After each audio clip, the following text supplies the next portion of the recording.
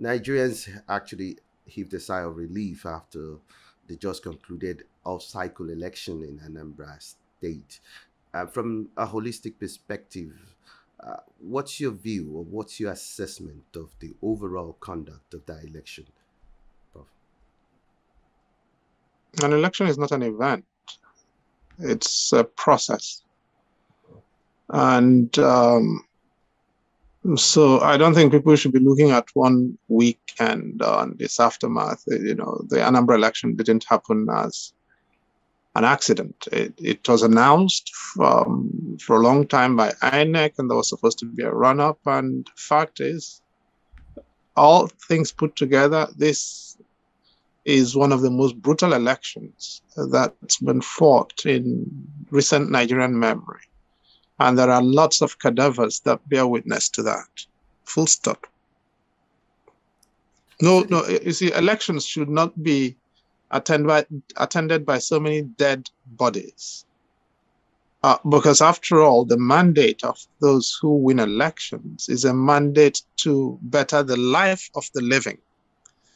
I mean, everybody heaved a sigh of relief. One, that the election took place, and two, that you didn't have really any major cases of killings, apart from the incident that took place in Ihiala on the supplementary conduct ballot on the 9th of November, on a Tuesday.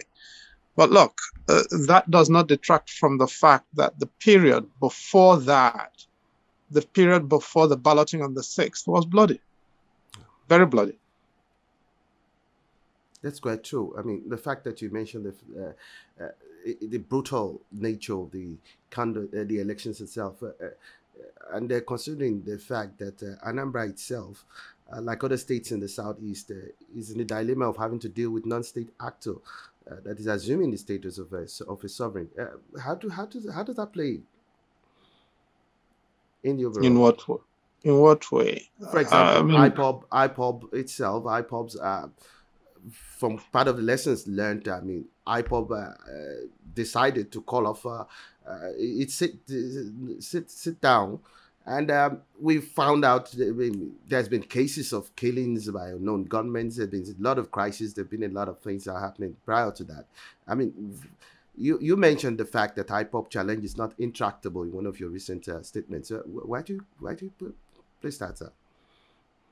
Well, the fact that IPOB or actors claiming to act in the name of IPOB called off their opposition to that election proves that point, that's not an intractable challenge. But there is a problem. And I don't think that problem is called IPOB. That problem is called government. That problem is called politicians. And that problem is called political office holders without authority. You see, when political office holders squander their authority, they endanger everyone. And that's what most of the political office holders. Now, you realize that I'm talking about political office holders, exactly, not leaders. Okay. All right? Yeah. There's a distinction between leaders and political office holders. And what we've got in the Southeast, for the most part, are people in office who do not have any authority. And in the case of Hope Uzodinma in Imo State, for instance, any legitimacy. So that because of that, they lack the incentives. Hope Uzodinma doesn't have any incentive to protect anyone in Imo State because he got his mandate from the Supreme Court alone. And they don't have any authority when there is crisis to step in because they don't know anyone and no one respects them and no one cares about what they say. That's what needs to change in the Southeast. Once that changes, this whole IPOB business will be in the pockets of those who have authority. And you can see it. When the credible leaders stepped in, IPOB listened. Most of the people in office are not credible. It's as simple as that, and that's the challenge. How do you move from a situation, and that's why the Anambra election was such a significant milestone for everyone from the Southeast. This was about ensuring that whoever emerged from that context had legitimacy on the subject matter of governance and from the people of Anambra State who voted. You also mentioned the fact that candidates matter and how they emerge even more. In one of your recent statements concerning the lessons learned from that election, that actually played out with regards to the win by Abga's candidate and the fact that Andy Uba of the APC lost out. So that's why the fact that he's decided to challenge the contest and the conduct of the elections itself. Now, candidates matter and how they emerge even more. If you don't accept that with reference to Charles Soludo's win, you've got to see that that is absolutely what doomed the candidacy of Andy Uba. Andy Uba's emergence was nothing short of fraudulent. The APC claimed to have organized primaries in which over 340,000 people voted, and over 220 of that number allegedly voted for Andy. In the election itself, just about 12-13% of that number showed up. For Andy eventually got 40,000 votes, 43 or thereabouts thousand votes. Yeah. Right? Now, that is all you need to know about the APC, so-called APC primary. It never took place. All the numbers were invented by off the head of somebody, and Andy wanted to be marched in glory into the government house in Oka, which is the headquarters of Anambra State, without making an effort to convince the people of Anambra State. And his best evidence of popularity is that he used resources, ill-gotten resources, to induce other public officers to cross over from their party to APC, not in Anambra State, but in Abuja. Now, who does that? It's very ridiculous, to say the least. Let me also get your perspective on this. You also mentioned the fact that Nigerians will not take democracy seriously until we can connect our personal misfortunes to the acts, omissions, decisions, choices, and examples of our political leaders. Could you expatiate more on this statement? Consider the fact that earlier you said that there are differences between political leaders and political office holders. I will expatiate with an example called Nkem Okeke. Nkem Okeke is the deputy governor of Anambra State. He comes from Njikoka local government area. Ahead of this election, he went to Abuja, where he defected in the presence of President Buhari from the APGA to the APC. Now, subsequently, he granted public interviews in which he said quite publicly that he had stipulated 3 conditions for defecting. Number 1, that he met with Buhari and defected in his presence. Number 2, that he was given a bulletproof vehicle, 4-wheel drive. And number 3, that he was given a federal appointment. Yes, this is public record. Now you ask yourself the question, what has any of these 3 conditions got to do with the interests of his people in Njikoka local government area or Anambra State? He did not ask for anything for his people, no benefit, no consideration, no thought, no compassion. All he wants is what will benefit him. That's the difference between a leader and an office holder. And Nkem Okeke is an office holder. And therefore, in this election, he lost even in his word. That's a deputy governor.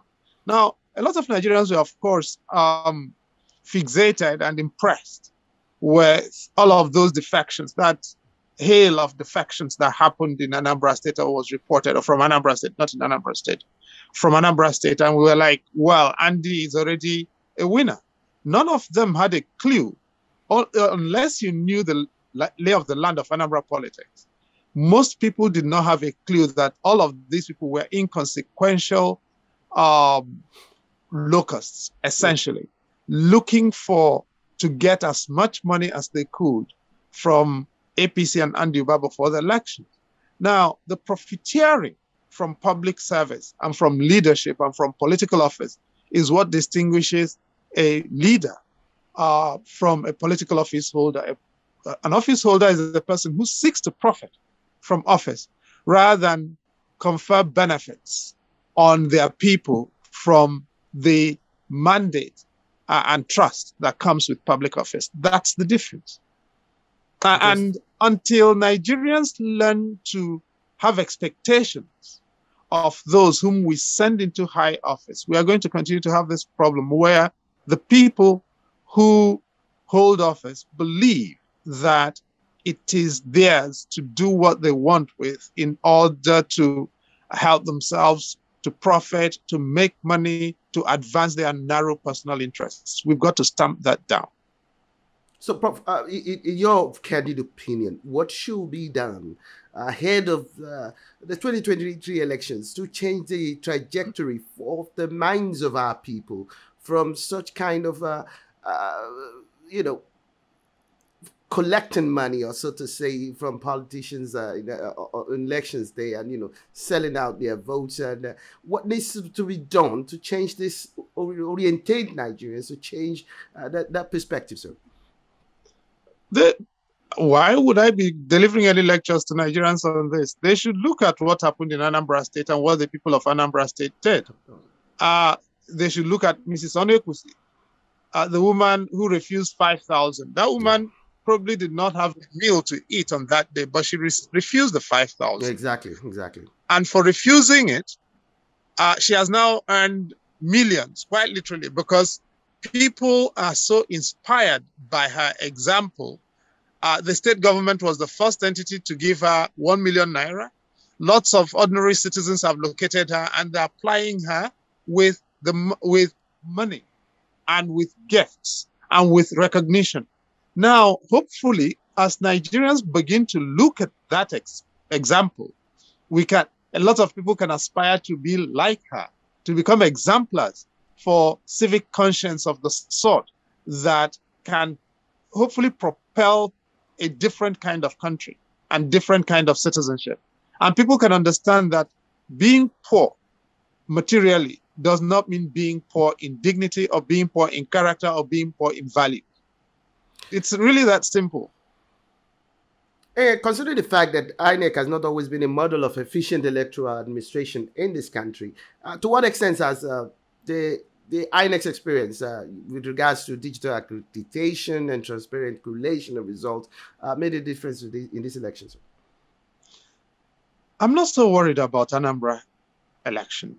Okay, Anambra is 4,800 and a bit square kilometers. That doesn't disturb me. I can walk around that I can walk around quite literally on my 2 feet. I can walk around all of Anambra in less than 6 months.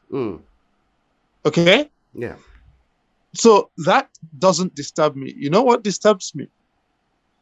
What's that? Now, Anambra State is about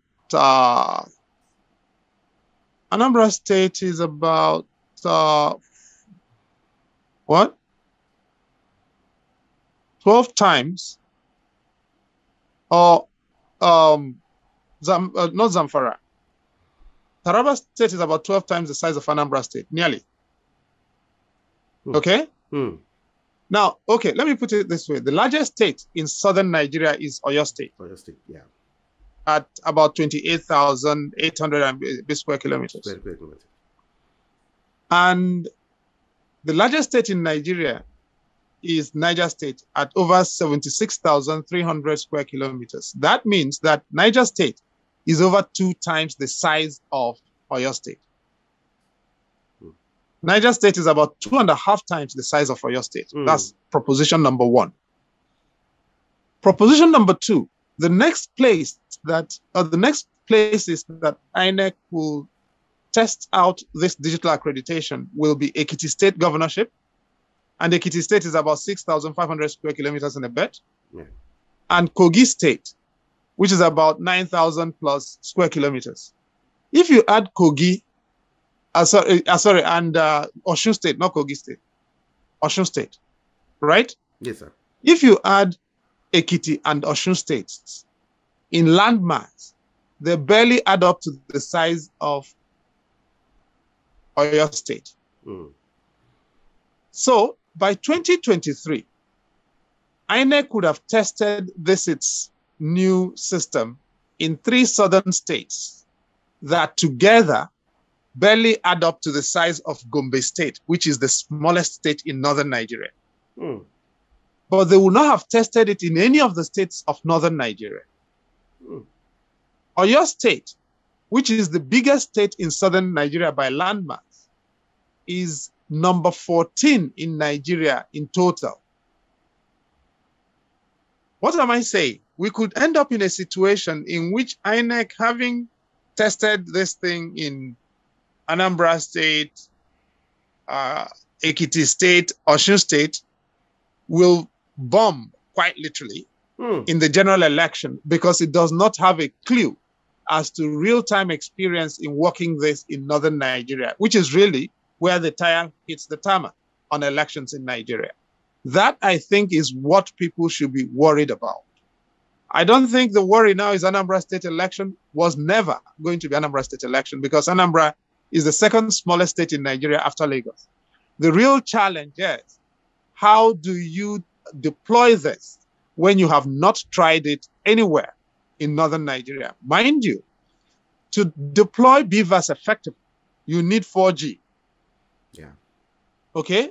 You need 4G technology because you need regular updates, which will have to be downloaded and all of that. Now, 4G technology, broadband generally, broadband penetration in Nigeria at the moment is barely 40%.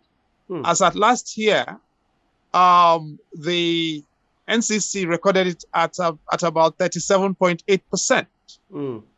Now, MTN, which is the provider with the largest footprint, reports only 60% penetration of 4G. That means 40% is uncovered.